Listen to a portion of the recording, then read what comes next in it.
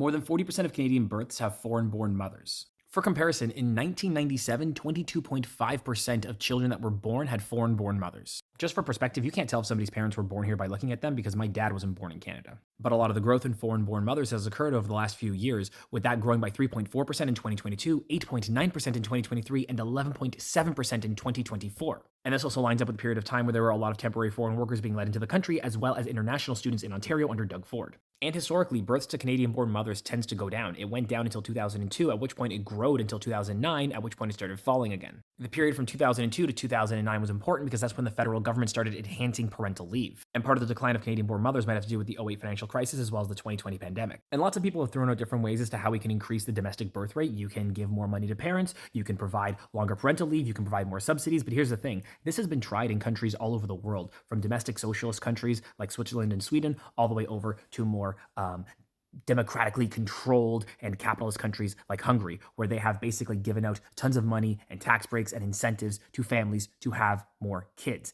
And it does not increase the birth rates. If it did, we wouldn't see declining birth rates across Europe as well as in Asia. In wealthy and high educated nations, the birth rate tends to go down. As women enter the workforce, as women get more educated, as there is more access to birth control and more access to autonomy, financial freedom as well, birth rates go down. So what do we do when economic incentives don't really work to increase the amount of domestic-born Canadians? There's two choices. One of them is what we've always done in Canada. Let in more immigrants, and that includes those immigrants having kids, and those kids are born in Canada, they are raised Canadian, and they are purely Canadian. The other side of the conversation is, do we need constant population growth? Does the number always have to go up? Does the line always have to go up? Or can we sustain the population that we have now? Growing your population tends to be the easiest way to grow your GDP, but does that really matter? Maybe instead we should be focusing on giving Canadians better lives so that more Canadians want to have children. But it's also not as easy as just saying it. What do you think? Leave your thoughts in the comments down below.